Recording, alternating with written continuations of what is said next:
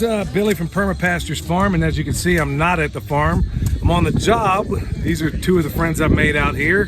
Why don't you tell everybody who you are and what y'all do?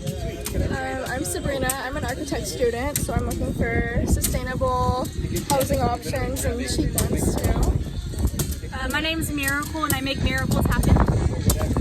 Yes, she does. In fact, we've been working together hand in hand doing a lot of these footings here, and you two have a little way. They're going to show you how it's done, and it's I'll just turn it over to them. So we have done a lot of different techniques on trying to find the easiest way to pound a tire. This so far has made it so much easier. Before, with one person, it was about 40 minutes for one tire to be pounded. We just timed it. With two people, it takes about 7 minutes. Bam! So this is the technique. First, we have a pickaxe. It has a little bit of leverage, and then you stuff all of the rocks in there. So you're not using all of your effort pounding the tires. And then we'll do that on all 4 sides. There you go.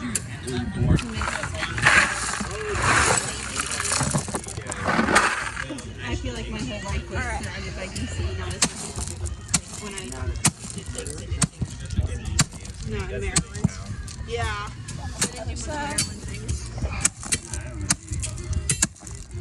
So you and I came up with this little method to make life a little easier, huh? Oh yeah, so much easier. Before, just yesterday, we timed it and it was like 15 minutes to do this, and now we're getting even faster and got it down to 7 minutes. 7 minutes. So you can put this thing up in quite a fast period of time if we can keep that up. All right, what are you looking for? We're leveling it, so to make sure that the foundation is all level, this side can come up just a little bit. No, you definitely shouldn't. I don't think you'd give you cancer, but And then we're gonna also level it with this tire as well. So it looks like it starts quite a bit. So you need to come up quite a ways to make that true. Okay. Sometimes if you don't have a buddy, you can just aim the sledgehammer that way and it'll push it up.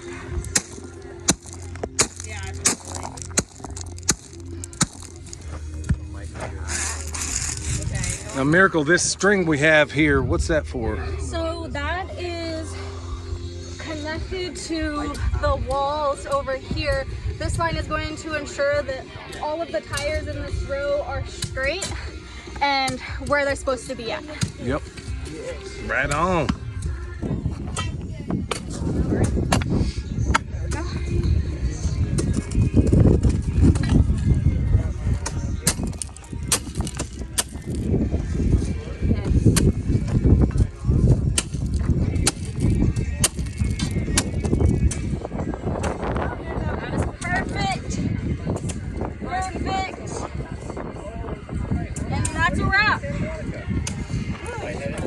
I gotta say, the most astonishing thing, and it hit me about 2 in the morning, you know, is that I've been in the construction trade for a long time. I've been a journeyman electrician for a long, long time. And I don't care whether it's building a house, a skyscraper, whatever the case may be, 100% of that labor is done by very, very competent professional people, whether it's plumbers, pipe fitters, iron workers, carpenters, you get it. It's 100% done by those people. Even if it's something like, you know, I've done a lot of Habitat for Humanity houses, okay? Those historically are done, you know, the big parts are done by those same people. This is the only structure I've ever seen in my life where 95% of it is done by people that have zero construction background at all. I mean, absolutely no experience whatsoever in construction. And they are out here hammering it down. Now, this is 5 days into this project that I've been out here, same with these other folks. And in 5 days, you can really see this crew come together. People know what they're supposed to be doing. They're well trained in the jobs they're doing. And you have an extraordinary staff out here from Earthship Biotexture that are really good in terms of mentoring and showing people what needs to happen, pushing you in the right places if you need it. They get it done, and it's striking to me that it can all be done by people that have almost no background at all at this.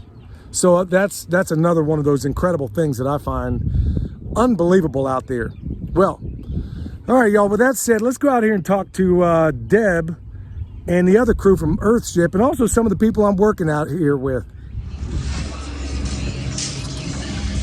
So what are y'all doing up there?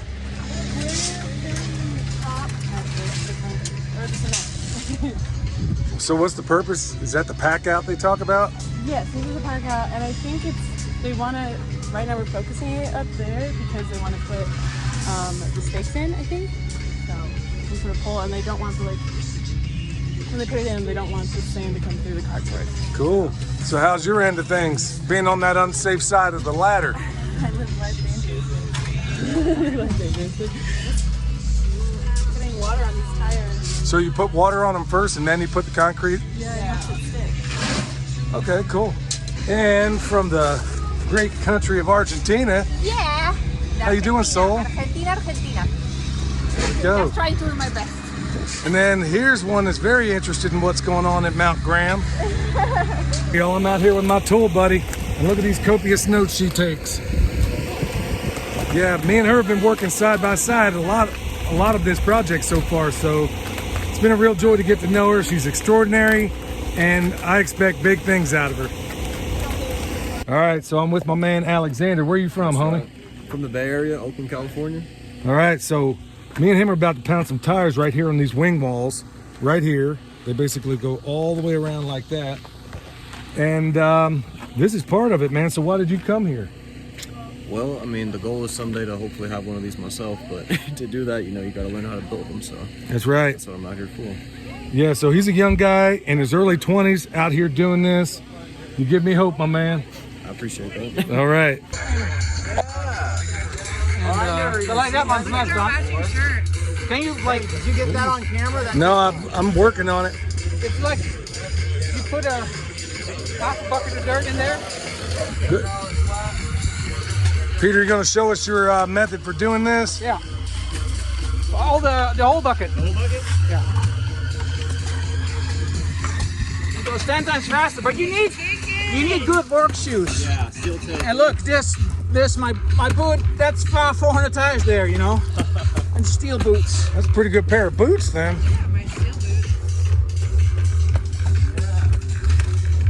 It's a little messy, but it gets the job done so much faster. And you pump the tires up hard, but you have to go around with the hammer at the end. Yeah. Pump it like even in harder. Yeah. I'm from here. I'm from Stafford, Arizona. My passions is digging holes and pounding tires.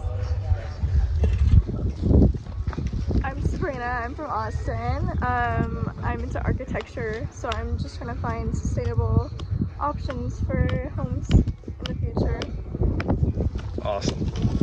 Oh my gosh, that's a hard question. Okay, well, I'm Jasmine. I'm originally from Washington, D.C. I'm here because I want to learn everything about how we can live better with the environment, and this kind of method is so fascinating. What I'm into, good people, good times, and anything nature. Cute animals. That's it.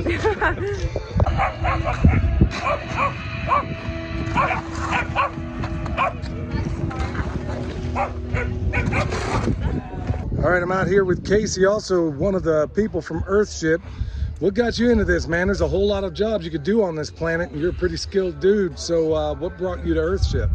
Well, I was already working construction, doing masonry in Wyoming, working for my dad and with my brother, and a friend of mine just randomly showed me an article about Earthships, and so I went down to Taos with a bunch of my friends and checked it out. And you know, I've always loved building things and saw what they were doing. I've always hated trash and pollution and didn't really know much about what they were doing down there, and the whole thing just really excited me, and I thought, you know, I want to live in one of these one day, and I want to have one for myself, and I want to help other people achieve living that way as well. So that's how I got here, and you know, been here ever since.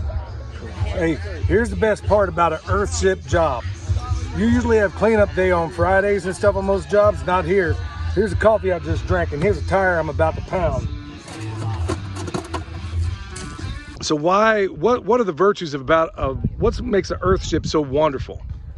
Well, what makes an Earthship wonderful is that it makes you live completely independent from anything else that happens in the world. So it's a fully self-sustainable building, a fully off-grid building, and so once you live in it, once it is finished, and once you live on it, you're completely independent from politics, you're completely independent from any financials, you don't have any utility bills, you're completely independent from any wars or any conflicts that might be out there, and you're completely independent from any natural disasters that might be out there that might be affecting humanity as in general.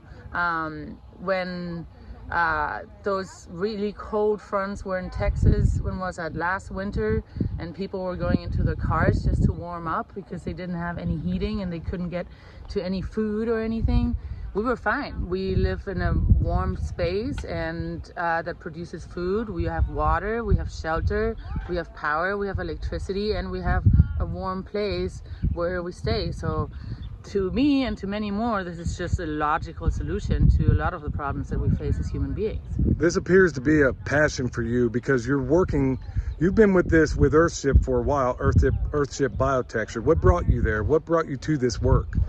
Well, I've been with Earthship in September it will be 10 years, so it's been a while. And I had absolutely no construction background. I had done a lot of project management before. I worked with nonprofit organizations before. I lived in Australia, I lived in Namibia and Africa. I worked in Europe, I worked in South America.